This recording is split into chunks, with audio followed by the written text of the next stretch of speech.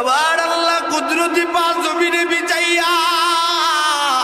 আবার আল্লাহ ডাক দিয়া কয় বান্দারে আছো কি কোনো গুনাহগার বান্দা গুনাহ কইরা ফেলছ টেনশন করিস না আমি আল্লাহর কাছে চাইলা আমি আল্লাহ তোর জিন্দেগীর গুনাহগুলো মাফ কইরা দিব এ বান্দা তাহাজ্জুদে ঘুম থেকে উঠলি না আমার আল্লাহ রাগ করে না গুসা করে না ফজরের সময় মুয়াজ্জিনের কণ্ঠে মসজিদের মিনারা থেকে মুয়াজ্জিন তোরে ডাক দেয় নাই হাইয়া আলাস সালাহ এ বান্দা নামাজের জন্য আয়া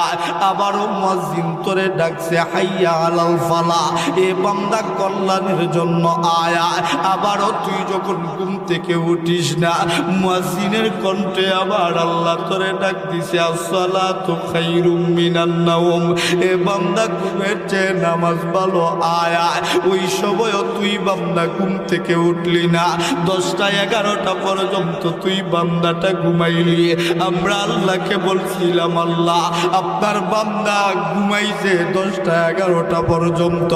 আপনার বান্দার গুনাহগুলো লিখে ফেলবো নাকি আমার আল্লাহ তুই বান্দার পক্ষ নিয়া আমার আল্লাহ বলছে না না দেখবি আমার বান্দাটা তাহাজ্জুদে আসে নাই ফজরে আসে নাই আমার বান্দাটা দেখবি জোহরের সময় আসবে জোহরের সময় মুয়াজ্জিন আবারও ডাকবে হাইয়া আলাস সালাহ কেমন নাফরমান বান্দা আমরা আমার আল্লাহ ডাকে আয়ার পরেও আবার মালিকের ডাকের জবাব দিলাম না জোহরের সময় যখন বান্দাটা যায় না ফেরেশতারা আল্লাহর কাছে বিচার দেয় আপনার কোন বান্দারে আপনি এমন করে ডাকে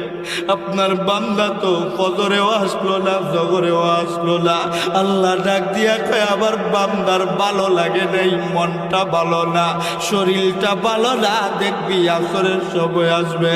আসরের সময়ও বান্দাটা যায় না আল্লাহ ডাক দিয়া বলে মাগরিবের সময় আসবে মাগরিবের সময়ও যখন বান্দাটা যায় না আবার আল্লাহ কেবল আল্লাহ দেখবি এসার সময় আসবে এসার সময় আবার আল্লাহ আবার ডাকবে হাইয়া আলাস সালাহ বান্দারে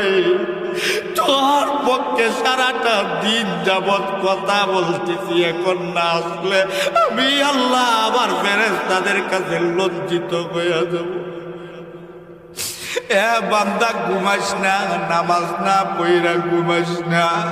বান্দাটা এক পর্যায়ে মোবাইল নিয়ে ব্যস্ত বন্ধু বান্ধবের আড্ডায় ব্যস্ত সময় পার কইরা দেয়